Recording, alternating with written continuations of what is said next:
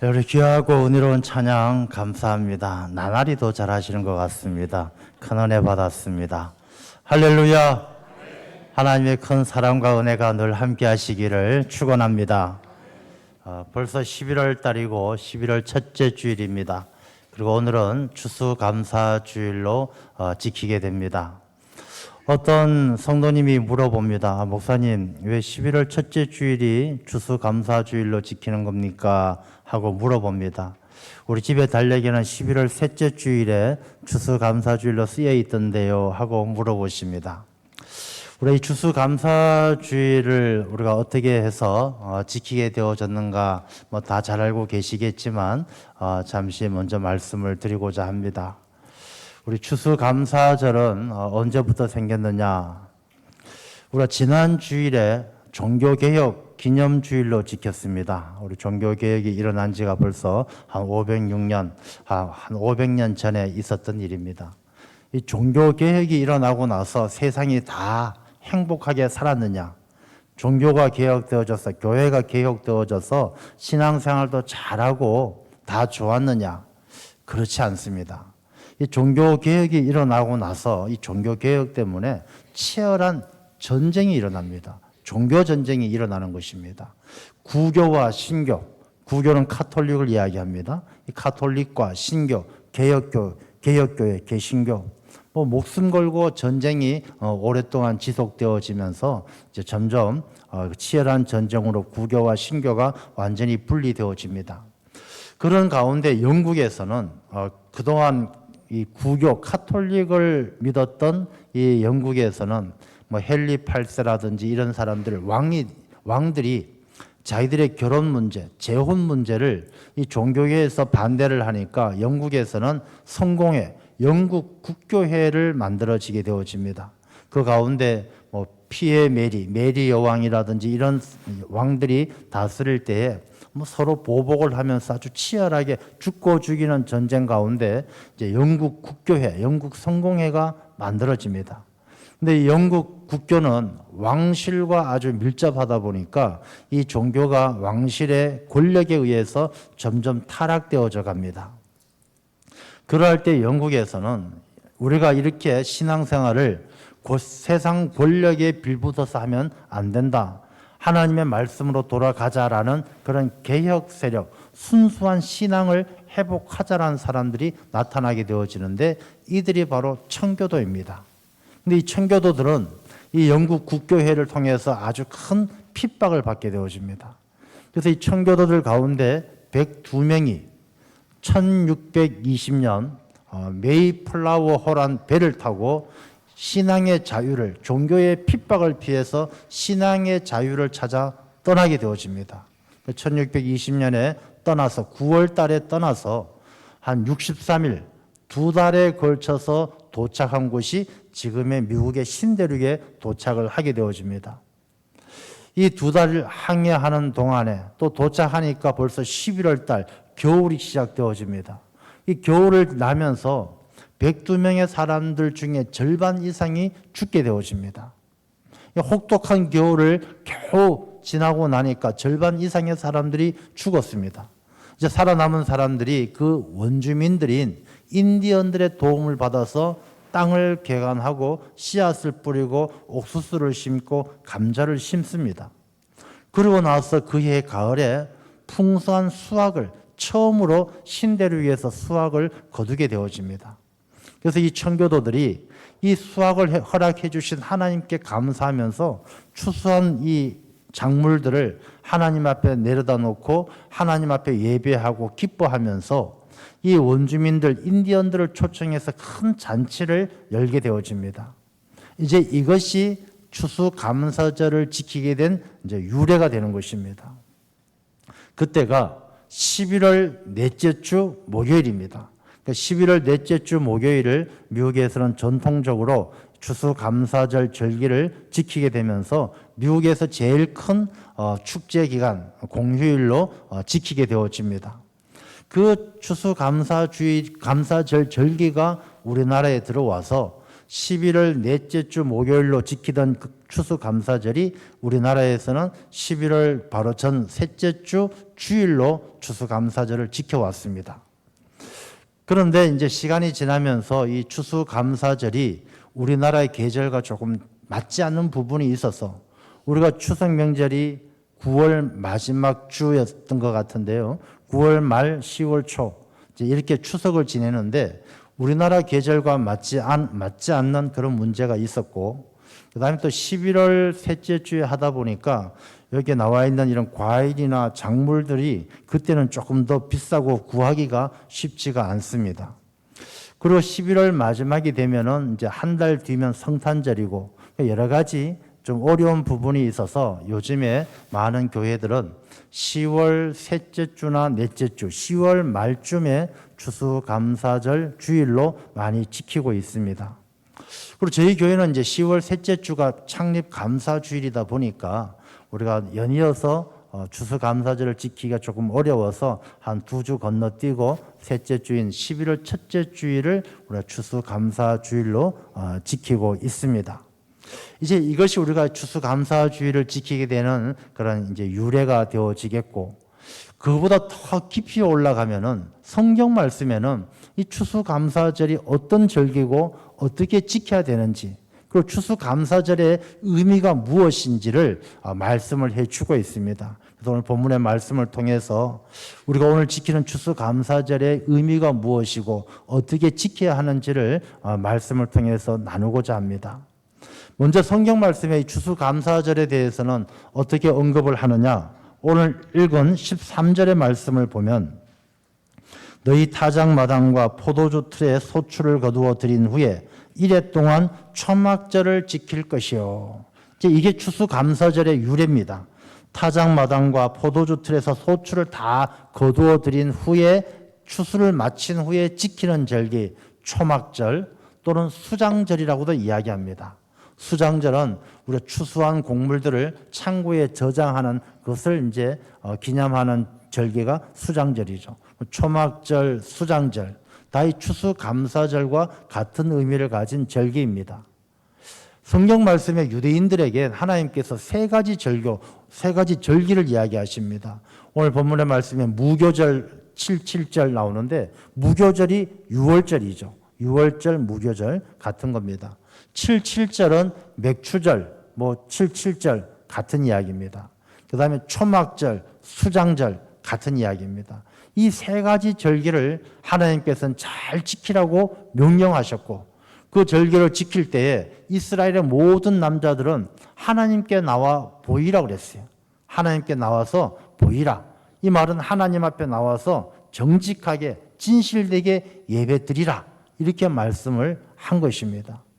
그래서 무교절 7.7절은 두고 오늘은 초막절, 이 추수감사절에 대해서 한번 말씀을 나누고자 하는데 초막절이란 말은 그야말로 초막을 짓고 거기서 일주일 동안 생활하면서 이 초막의 의미를 깊이 생각하는 것이죠.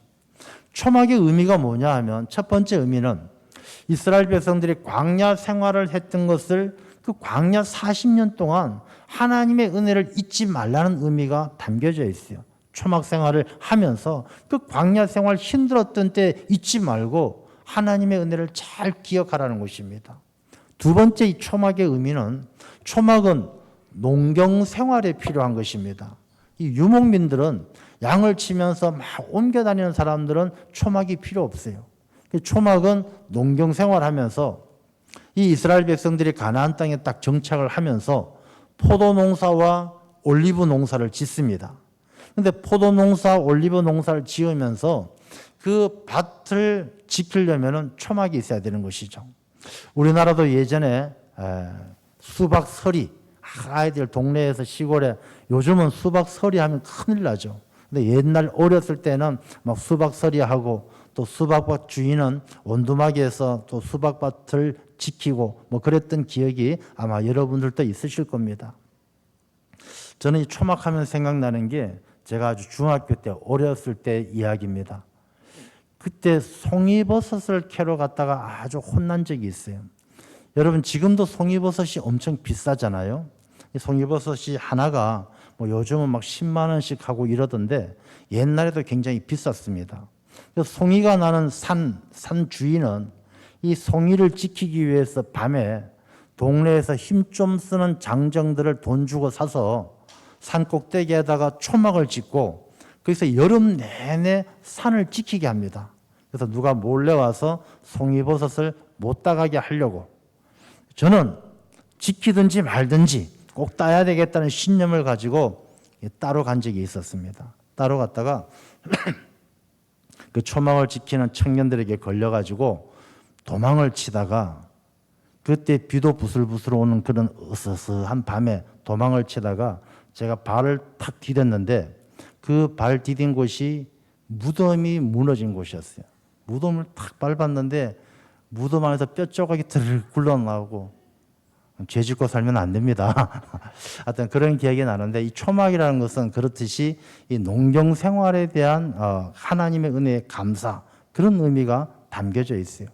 그래서 초막절을 지킨다는 의미는 하나님께서 너희들 광야에서 그 어렵고 힘든 가운데 하나님께서 지켜주셨다라는 것. 그리고 이제 이 가나안 땅, 약속의 땅에 와서 하나님께서 너희들에게 은혜 주셔서 이제 이렇게 정착 생활을 하면서 잘 지내게 해주신 그 하나님의 은혜에 감사하는 절기로 지켜야 된다라는 것이 바로 초막절입니다. 그래서 이 초막절은 다른 절기, 무교절이나 77절보다는요, 훨씬 백성들에게 인기가 있는 절기였습니다. 그럴 수밖에 없는 것이 6월절이나 77절 때는 먹을 게 많지가 않아요. 그때는 77절은 맥추절, 첫 열매를 딸 때인데 뭐 먹을 게 있겠습니까? 이 6월절이나 77절은 먹을 게 별로 없었는데 초막절은 먹을 게 차고 넘쳐나는 계절이기 때문에 이 백성들에게 큰 인기가 있어서 모든 백성들이 초막절을 잘 지켰어요. 그 초막절의 뭐 대표적인 것이 포도원 밭에서 막 파티도 합니다. 막 춤을 추면서 파티도 하고 뭐 그렇게 절기를 지켰는데 이 유대인들이 초막절을 어떻게 지켰는가 기록을 통해서 살펴보면 몇 가지 이렇게 중요한 것이 있습니다. 자, 먼저 초막절을 지키기 위해서 어떻게 지켰느냐 하면 초막절은 이스라엘 남자들, 이스라엘 백성들에게 있어서 순례의 절기입니다. 다 디아스포라, 흩어져서 뭐 지방에 살고 세계 곳곳에 흩어져 있던 유대인들도 이 초막절을 지키기 위해서는 예루살렘 성전을 향해서 먼 길을 순례를 해서 찾아오는 것입니다. 그래서 이스라엘 남자들이 예루살렘 성에 찾아오는 것이죠. 자, 그럼 모였으면 이 사람들이 초막을 지키기 위해서 일주일 동안 지내야 될 초막을 짓습니다.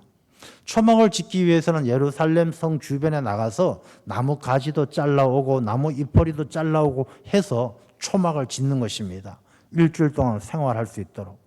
그리고 초막을 짓고 아침이 되면은 이 초막에서 물이 상수도 시설이 안 돼 있잖아요. 그러니까 물을 마셔야 되니까 실로암 연못가에 가서 물을 길러 옵니다. 초막절에 가면 물 길러 오는 사람들이 줄을 쫙 서죠. 그래서 물을 떠가지고 옵니다. 그리고 저녁이 되면 밤이 되면은 예루살렘 성에 등불을 밝히는데 그 초막절에 밝히는 예루살렘 그 등잔은 제사장들이 입는 이 옷이 있습니다. 제사장들의 의복이 있는데 이 의복이 낡아서 못 쓰게 되면 이 제사장들의 옷을 찢어가지고 심지를 만들어서 이렇게 등불을 만들어서 밝히는 그런 등불을 만드는 것입니다. 그 등불을 곳곳에 세워서 밤을 밝히면서 그 등불을 밝혀놓고 유대인들이 춤을 추면서 하나님의 말씀을 읽고 성전에 올라가는 노래라는 찬양을 하면서 이 초막절을 지킵니다. 그리고 이제 아침이 동이 틀 때가 되면은 제사장들이 예루살렘 성 밖으로 나가서 동쪽으로 나가서 동쪽에서 서쪽을 향해서 보면서 하나님의 말씀을 낭독합니다.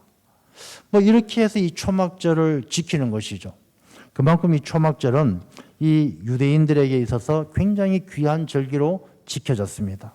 자, 그러면 이 초막절을 지키는 첫 번째 가장 큰 의미가 뭐냐 하면 이렇게 초막절을 지키는 이유가 뭐냐 하면 감사예요. 감사. 하나님께서 그 광야에서의 생활을 40년의 생활을 이겨내고 이 가나안 땅에 들어와서 정착하고 추수해서 하나님 앞에 영광을 올려드리고 이 이스라엘 백성들이 잘 먹고 잘 살 수 있게 해주신 이 모든 하나님의 은혜에 감사하는 절기를 그렇게 지켰다라는 것입니다. 그래서 우리가 오늘 이 추수감사주일로 지키는데 이 추수감사주일의 첫 번째 의미는 무엇보다도 감사예요.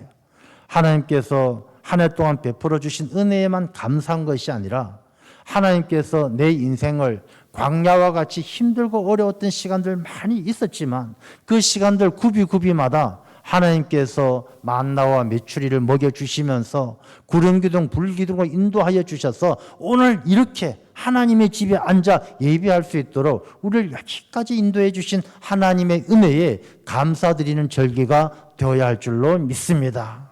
그래서 추수감사절은 바로 내가 이 자리에 앉아 있는 것에 대한 감사의 예배를 드리는 것이 추수감사절의 첫 번째 의미입니다. 자, 그 다음에 추수감사절을 통해서 하나님은 우리에게 어떤 훈련을 시키시고 무엇을 알게 하시기 위해서 이 절기를 지키게 하실까? 14절 말씀을 한번 보도록 하겠습니다. 14절 말씀에 절기를 지킬 때에는 너와 내 자녀와 노비와 내 성중에 거주하는 레위인과 객과 고아와 과부가 함께 즐거워하되 내 하나님 여호와께서 택하신 곳에서 너는 이레 동안 내 하나님 여호와 앞에서 절기를 지키고 이렇게 말씀하십니다. 자, 초막절을 지키는데 이 말씀 중에 너와 내 자녀는 이해가 됩니다. 그런데 노비까지 함께 즐거워해야 되느냐? 고개가 갸우뚱거려집니다. 그 다음에 레위인은 이해가 됩니다. 그러나 객과 고아와 가부가 함께 즐거워해야 된다. 그야말로 이 말씀은 이 추수감사절 초막절을 지킬 때에는 이 자기들만의 잔치가 되어서는 안 된다는 말씀을 하시는 거예요. 노비도 끼워주고 객과 고아와 가부, 그야말로 그 시대에 가장 소외되고 약자의 삶을 살아가는 그들과 함께 즐거워하는 시간이 되어져야 한다는 것입니다. 이 추수감사절을 통해서 우리는 하나님의 은혜에 감사하는 것에서 멈추는 것이 아니라 하나님께서 내게 베풀어 주신 그 은혜와 그 감사가 나를 통해서 객과 고아와 가부들, 노비들에게까지 그들이 함께 즐거워할 수 있도록 그들에게 흘러갈 수 있도록 하나님의 은혜의 물꼬를 트는 시간이 바로 추수감사절, 이 귀한 절기인 줄로 믿습니다. 그래서 이 감사절의 절기는 마음을 더 너그럽게 가져야 되는 거예요. 마음을 더 넓게 가져서 하나님께서 내게 주신 이 놀라운 감사의 큰 은혜를 나만 딱 가지고 가두어 놓는 것이 아니라 우리가 물꼬를 터서 다른 옆에 논에 물을 대게 하는 것처럼 바짝 말라서 고통받는 약자들의 삶에게도 하나님의 은혜가 흘러갈 수 있도록 우리가 너그러운 마음을 가져야 되는 바로 그런 시간인 줄로 믿습니다. 우리가 이 약자에 대한 관심은 하나님의 사랑이에요. 하나님은 늘 약자에 대한 관심을 가지고 계셔요. 신명기나 레위기의 말씀을 읽어보면 하나님께서 얼마나 이 약자들에 대한 관심이 있는지 몰라요. 하나님께서 그런 말씀도 하셔요. 너희들은 과부의 옷을 저당 잡지 말라. 과부에게 돈 빌려줄 때 과부는 그 시대에 가장 가난한 사람의 대명사입니다. 요즘 같은 세상에는 여성들이 다 경제적인 활동도 하고 뭐 또 좀 어려우면 국가에서도 도와주고 하지만 이 시대에는 국가가 도와준다는 건 상상도 할 수 없고 여자가 과부가 되었다는 것은 그야말로 생계가 끝났다, 먹고 살 길이 없다, 그런 의미를 가지고 있는 것이죠. 그런 과부에게 돈을 빌려줄 때 과부의 옷을 저당 잡지 말라. 가장 약한 자의 마지막 남은 옷 한 벌도 뺏지 말라는 것입니다. 성경 말씀에 보면 품삯을 줄 때 당일을 해지기 전에 주라 그랬어요. 여러분, 해지기 전에 주라. 우리가 품삯을 주는 사람은 여유가 있기 때문에 아이고 뭐 이 정도 없어도 2, 3일 지나고 나서 줘도 되겠지 하고 자기 생각하지만 품삯을 받고 사는 사람은 하루하루의 생계가 달려 있는 것입니다. 그래서 하나님은 품삯을 해지기 전에 해를 넘기지 말라고 말씀하시는 거예요.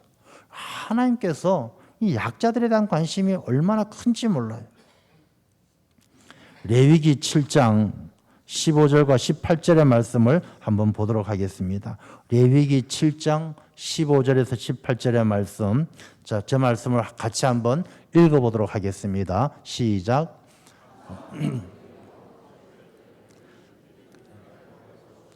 조금이라도 이튿날 아침까지 두지 말 것이니라.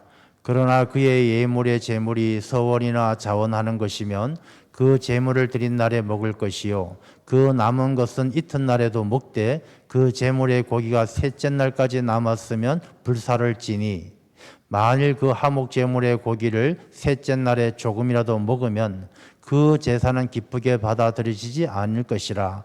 드린 자에게도 예물답게 되지 못하고 도리어 가증한 것이 될 것이며 그것을 먹는 자는 그 죄를 짊어지리라. 아멘.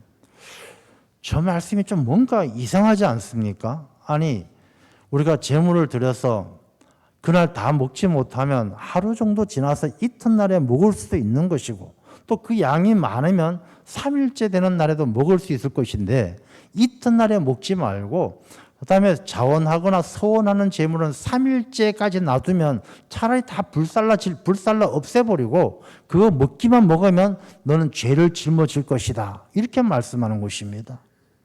하나님께 감사로 드리는 하목 제물, 하나님께 드려지는 그 제물은 가난한 사람들은 비둘기로 드릴 수도 있고 곡물가루, 곡식가루, 밀가루 같은 걸로 드릴 수 있어요. 근데 그것은 그날 제물로 드린 사람이 먹을 수 있으니까 그냥 비둘기 한 마리, 치킨 한 마리 먹듯이 먹으면 돼요. 그러나 좀 부유한 사람은 제물을 드릴 때 송아지나 양을 잡아서 드릴 수 있는데 여러분 송아지 한 마리 잡아서 그 사람이 송아지 한 마리 당일에 다 먹을 수 있겠습니까? 당일 다 못 먹으면 그 다음날 이튿날에 먹을 수도 있고 또 3일째 되는 날에도 먹을 수 있는데 하나님은 그러지 말라는 것입니다. 그것도 그러지 말라고 말씀하는 것이 아니라 그거 먹었다간 3일째까지 먹었다가는 너 제사 받지도 않고 너 그냥 제사도 다 헛된 것이고 너 죄를 다 짊어진다라고 무섭게 말씀하시는 거예요. 여러분 이 말씀의 의미가 무엇이겠습니까? 송아지 한 마리를 이튿날까지 안 가고 다 먹을 수 있는 방법 뭐가 있겠습니까? 나누어 먹으라는 거예요. 나누어. 하나님께서는 이 감사로 드리는 하목 제물을 너희들 혼자 감사로 은혜 받았으면 혼자 그 감사를 다 누리지 말고 그 받은 감사를 모든 주변의 사람들과 함께 나누어 먹으라는 말씀을 하고 계시는 거예요. 여러분 감사는 하나님께서 주신 은혜의 감사는 내가 그 감사를 받는 것으로 끝나는 것이 아니라 받은 감사가 모든 주변 사람들에게 하나님의 사랑으로 흘러 넘칠 때에 진정한 감사가 될 줄로 믿습니다. 하나님께서 그 말씀을 하시는 거예요. 레위기 19장 9절에서 10절까지 말씀을 한번 보도록 하겠습니다. 레위기 19장 9절에서 10절의 말씀, 화면에 나와 있는 말씀을 같이 읽어보겠습니다. 너희가 너희의 땅에서 곡식을 거둘 때에 너는 반 모퉁이까지 다 거두지 말고 내 떨어진 이삭도 줍지 말며 내 포도원의 열매를 다 따지 말며 내 포도원에 떨어진 열매도 줍지 말고 가난한 사람과 거류민을 위하여 버려두라. 나는 너희의 하나님 여호와이니라. 하나님은요, 하나님께서 우리에게 큰 은혜를 주셔서 밭을 주셨어요. 밭에 농사를 잘 지었는데 그걸 추수할 때 하나에서부터 끝까지 싹 베어가지 말고 밭 모퉁이 구석구석 있는 것은 그냥 놔두라는 거예요. 왜? 없는 사람, 가난한 사람, 거류민들, 고아와 가부들이 가져갈 수 있도록 놔두라는 거예요. 이삭이 떨어진 것을 줍지 말라는 거예요. 하나님께서 우리에게 주신 모든 은혜가 다 내 것이 아니란 것입니다. 하나님께서 내게 주신 내 돈이 다 내 것이 아니라 그 중에 7, 80%, 한 6, 70% 내 것일지라도 3, 40%, 20, 30%는 가난한 자들과 고류민들에게 그들이 가져갈 수 있도록 구제하고 돕는 일에 힘쓰라는 것입니다. 그리스도인들은요, 시장에 가서 콩나물하고 반찬 사면서 1,000원짜리 사면서 50원 깎아주세요 하면 된다, 안 된다? 안 된다라는 거예요. 1,000원 다 주라는 거예요. 왜? 그 1,000원 가운데 우리 깎을 수 있는 50원도 그 가난한 고류민들을 위해서 하나님께서 예비해 놓으신 거예요. 여러분 누군가에게 돈 줄 거 있으면 빨리 주세요. 하루를 넘기지 말고 해를 넘기지 말고. 우리가 하나님께 복 받는 방법은 다른 데 있지 않습니다. 우리가 하나님께서 주신 은혜에 감사하고 그 감사가 내 마음에서 내 삶에서 흘러 넘쳐서 이웃들에게 선한 영향력을 미칠 때 하나님은 더 큰 복을 우리에게 주실 줄로 믿습니다.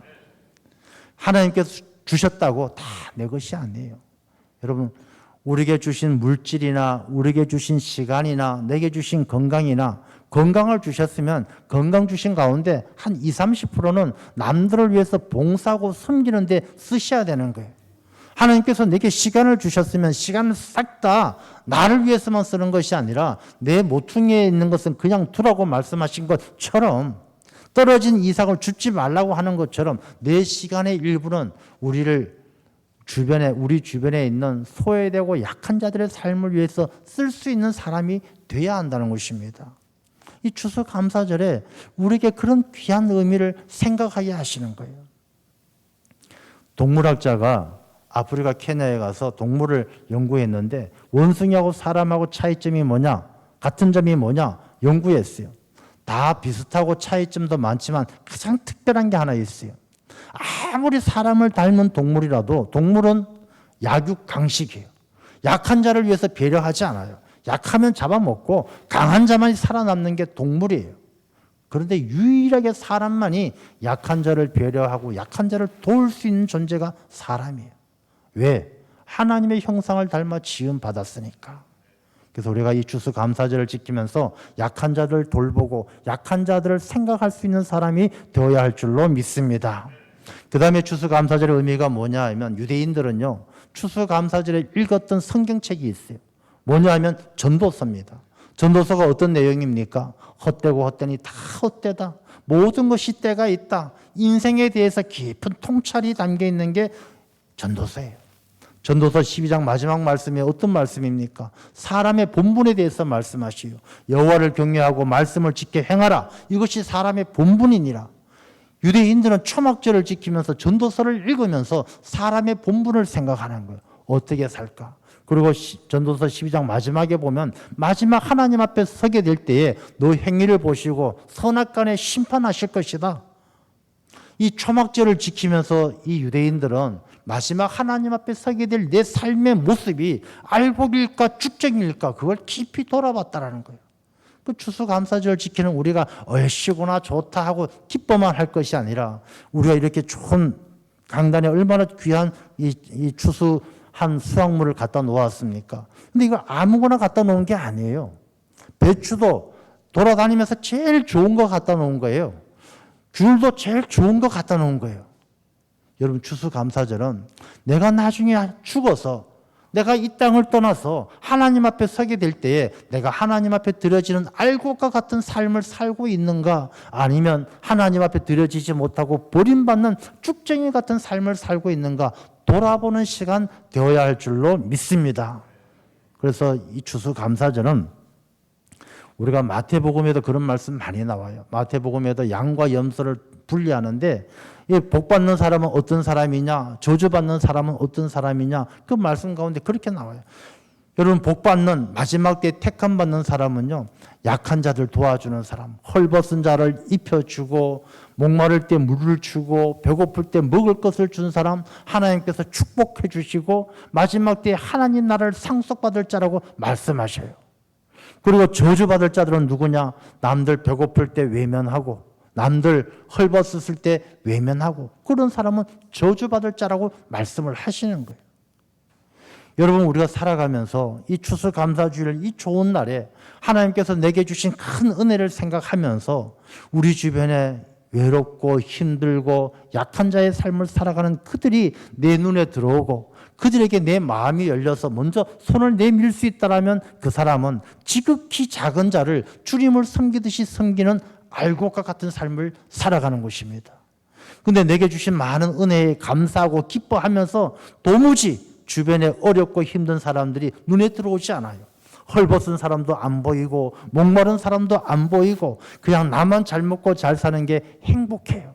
그러면 이 땅에서 많은 것을 얻었을지는 모르지만 하나님 앞에서는 쭉정이 같이 버림받게 되는 것입니다. 그래서 우리 추수감사절을 세 번째 의미는 알곡과 같은, 쭉정이가 아니라 알곡과 같은 삶을 살아가기 위한 하나님의 간절한 교훈이 담겨져 있는 절기가 바로 추수감사절이고 초막절입니다. 우리가 오늘 추수감사주의를 지키면서 이 초막절의 의미를 깊이 생각해서 우리가 어려운 이웃들을 돌아보고 하나님께서 내게 주신 은혜에 감사하고 그 감사한 은혜를 우리가 약하고 소외된 자들에게 그 은혜를 흘려보낼 수 있는 하나님의 귀한 자녀들이 다 되시기를 축원합니다. 하나님 아버지 감사합니다. 추수감사주일 초막절을 지키라 하신